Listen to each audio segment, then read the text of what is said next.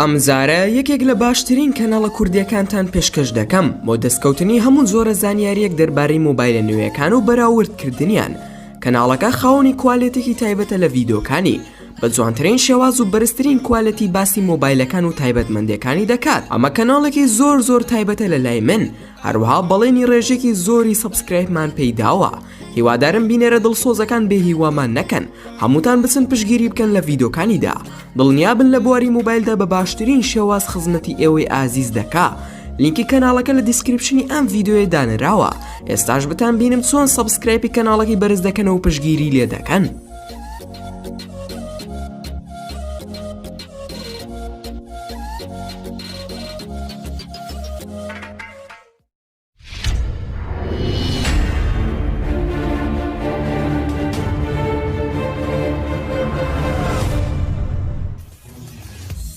ترسناکترین ڕێگاکانی جیهان ببینە، زۆر مەترسیدارن. سڵاوتان لێبێ هاوڕێن، خۆشحاڵم کە دووبارە لە ڤیدۆیەکی نوێداگەڕامەوە لە ئێوەی ئازیز و خۆشەویست.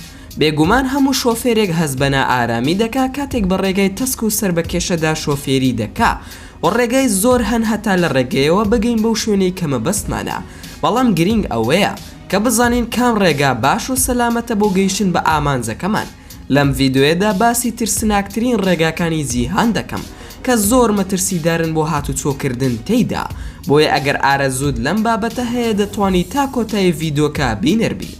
بەڵام سەرەتاوەکو چاکەیەک بۆ ماندووبوونمان نەک فرمانێک، پاڵپشتیمان بکەن بەڵایکردنی ڤیدۆکە و لە بیرشی نەکەن. ئەگەر نوێن لە کەناڵەکەمان ئەوە سەبسکرایبی کەناڵەکەمان بکەن و دڵنیاش بن لە کاراکردنی زەنگۆڵی تەنیشتی سەبسکرایبەکە بۆ ئەوەی هەردەم نوێترین بابەت بگا بە دەستان. ئێستاش با دەست بە ڤیدۆکەمان بکەین.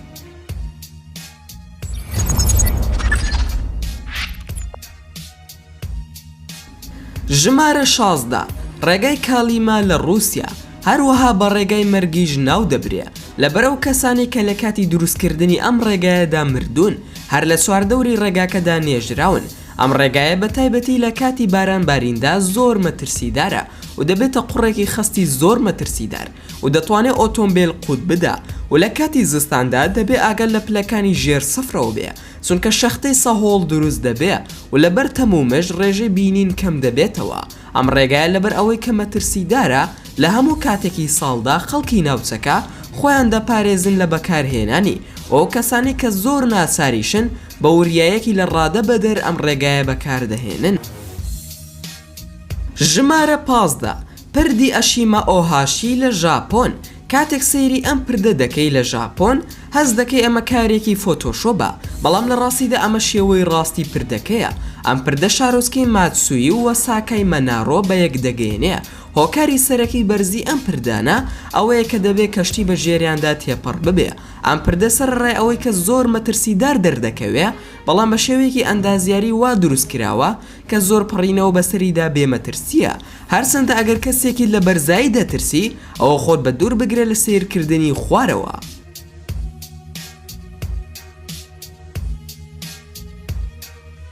ژمارە 14 دوورگەی پردی کاونتی لە واشنتۆن. ئەم پردە لە واشنتۆن تا ڕادەیەکی زۆر مەترسیدارە، بەڵام نەک ئەوەی لە وێنەکەدا دیارە. ئەمە هەڵەیەکە کە لە نەخشەی وێنەی گۆگڵدا ڕوویداوە، بەڵام پردەکە هێشتا هەر مەترسیدارە. لە ڕاستیدا پردەکە ڕێک و ڕاستە، بەڵام هیچ بنەمایەکی خۆپاراستنی لێ نییە. ئەگەر کارە ساتێک ڕوو بدە، کاتێک پردەکە تێدەپەڕێنی دەگەیتە سەر جادەیەک و ئەو جادەیەش هەر مەترسیدارە. ئەگەر هەر کەسێک پلانی هەبێ بۆ ڕۆشن بەسەر ئەم ڕێگایەدا، دەبێت زۆر بە وریایی مامەڵە بکات.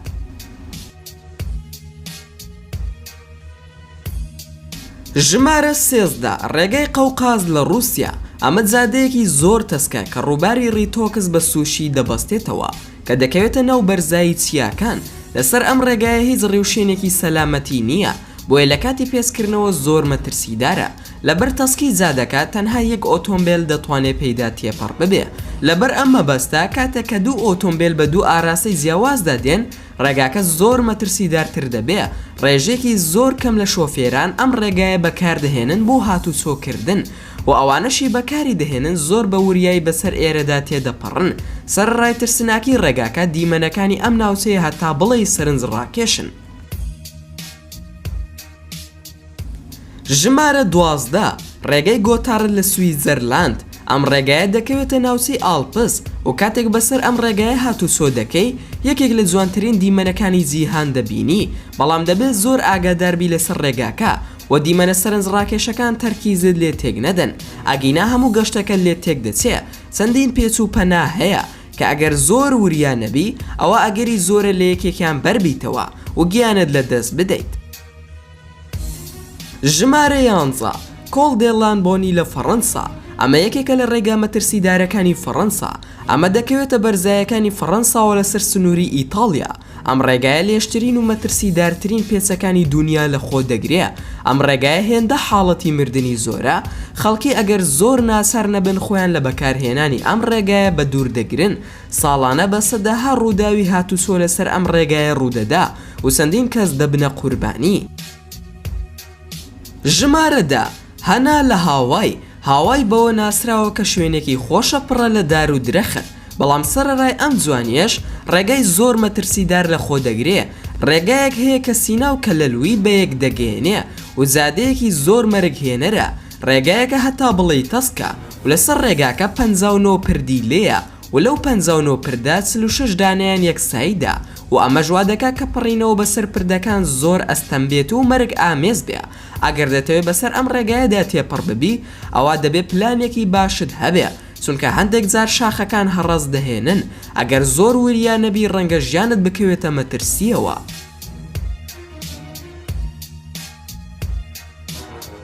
ژمارە 9 ڕێگای شاخاوی تیانمێن لە چین. ئەم ڕێگایە لە سیاکانی تیانمێن نزیکی 6 میل درێژە و 99 پێز لە خۆ دەگرێ. کاری یەکێکان لەوەی تر مەترسیدارترە و ئەوەی کە ئەم مەترسیەش زیاتر دەکا بەرزی ڕێگاکەیە کە دەکاتە 3300 پێ. ئەگەر تەنها یەک پێچل لێ تێک بچێ ئەوە بەردەبیتە خوارچیاکە و دەم نادەی بە یەکدا.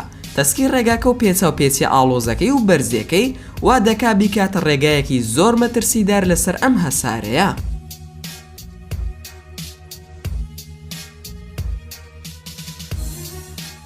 ژمارە 8 پاسەس دگوا لە فەڕەنسا. ئەم ڕێگایە لە فەڕەنسا ئەوەندە ترسناکە کە تەنها بۆ ماوەی چەند کاتژمێرێک دەکرێتەوە لە ڕۆژێکدا. کاتێک ئاوەکە دەکشێ ڕێگاکە دەکەوێتە بن ئاوەکەوە. ئەگەر خۆت زۆر بە ئازادا دەنیت و بەم ڕێگایەدا دەڕۆی دەبێت پێش ئەوە پلانێکی زۆر باشدا بنێ. ئەگەر نا زۆر بمێنیتەوە لە ژێر ئاودا ئەوە دەخنکەی لە ناوەڕاستی ڕێگاکە. ئەگەر ئاوەکە لە کاتی بەرزبوونەوەی بێ بە ئەگەرێکی زۆر ڕێژەی ڕزگاربوون نزیکە لە سەفرەوە.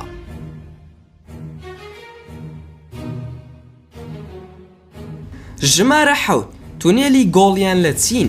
ئەم زنجیرە ڕێگەیە خاوەنی چەندین تونێلەکە لەلایەن گوندنشینەکانەوە دروست کراون و تەنها ڕێگەشەکە بگەی بە گوندەکان کە لە لایەکی چیاکەوەیە و لایەکەی تریشی یەکسەر دۆڵێکی قوڵە.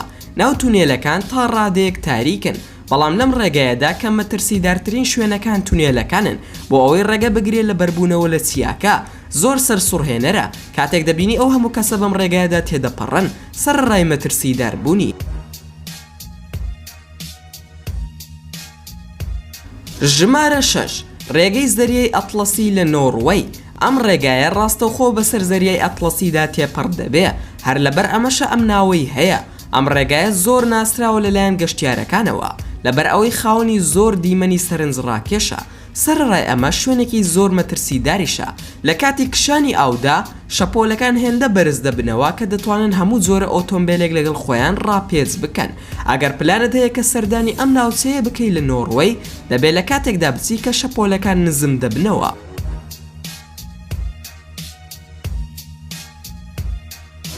ژمارە 5 یۆنگاز لە بۆلیڤیا. ئەم ڕێگایە لە بۆلیڤیا یەکێکە لە مەترسیدارترین ڕێگاکانی سەر ئەم هەسارەیە. هەموو ساڵێک نزیکەی 200 بۆ 300 کەس دەمرن کاتێک بەم ڕێگایەدا تێدەپەڕن لەبەر ئەوەی زۆر خەتەرناکە. لایەکی لەسەر چیایەکی بەرزە و لایەکی تریشی دۆڵێکی زۆر قوڵ و لێژە، لەبەر ئەوە ناتوانانی زۆر بە باشی پێشی خۆت ببینی. ئەگەری زۆر هەیە بەر ببیتەوە ناو شیوەکە بێ ئەوەی هەر بە خۆشت بزانی، بەڵام سەرڕای ئەوەی ئەم هەموو خەڵکەش لەم ڕێگایەدا دەمرن کەسی هەر بەردەوامن لە ڕۆشتن بەم ڕێگایەدا. ژمارە 4 کاردۆنگلا لە هیندستان. کاتێک باسی ڕێگا مەترسیدارەکان دەکەین دەبێ ئەم ناوەش لە پێشەنگی ناوەکان باز بکەین ترسناکی ئەم ڕێگایە لەلایەن ناشناڵ جوگرافی و کتێبی گینسەوە دانی پێدانراوە. ئەمە بەرزترین ڕێگایە لە جیهاندا کە بەرزایەکەی دەگاتە 18379 پێ. لەبەر ئەم بەرزایە زۆر بەکەمی بەکاردەهێنرێ. تەنها شۆفێرە بە ئەزمونونەکان غیرەتی ئەوەیان هەیە کە بەم جادە بەرز و پێسا و پێچ و لێژەدا تێپەڕ ببن. ژمارە 3 ڕێگەی داڵتۆن لە ئالاسکا. هەندێ ناوچە هەیە لە ئالاسکا کە دوورە دەستن و کەس ناتوانێت لێیان بژێ. ئەمە ژوا دەکات کە بە درێژایی چەندین میل جگە لە بەفر هیچی دیکە نەبینی. لەوێ 3 گوندی لێیە کە دانیشتوانێکی زۆر کەمی هەیە، بەڵام ئەو ڕێگایی کە ئەم 3 گوندە بەیەکەوە دەبەستێتەوە دوورە دەستترین ڕێگایە لە جیهاندا. ئەگەر خوا نەخواستە لەم ڕێگایەدا لێت بە قەومێ، ئەوە ڕەنگە بۆ ماوەی چەند ڕۆژێک یان ڕەنگە چەند هەفتەیەکیش کەس نەیەت بەلاتدا. لەوەش مەترسیدارتر ئەوەیە کە ئەم ڕێگایە بە فراویترین ڕێگایە لە جیهاندا، لەبەر ئەوەی خەڵک زۆر بەکاری ناهێنێ و بەفرەکەشی پاک ناکرێتەوە. کاتێک بەم ڕێگایەدا تێدەپەڕی دەبێت دڵنیابی لەوەی کە مۆبایلەکەت پڕبارگێ و خواردنی شت پێیە و هەروەها تای بەفر بڕی زۆر پێشکەوتوت پێبێ. ژمارە 2 ترانسفەگەڕاسان لە ڕۆمانیا. لە چیاکانی چارپێدا لە ڕۆمانیا ڕێگەیەکی زۆر ترسناک هەیە کە بە درێژای زنجیرە چیاکان درێژ دەبێتەوە. ئەم ڕێگایە هەتا بەرزای 6000 پێ دەڕوا، سەرڕای ئەوەی کە لە کاتی ڕێگاکەدا دیمەنێکی زۆر جوان دەبینی، بەڵام زادێکی زۆر مەترسیدارە. هەندێک لە گردەکان ئەوەندە شۆڕ دەبنەوە هەست دەکەی کە لە ناو سکەتی مردنی. ئەم ڕێگایە زۆر بەکەمی بەکاردەهێنرێ لەبەر ئەوەی کە زۆر مەترسیدارە.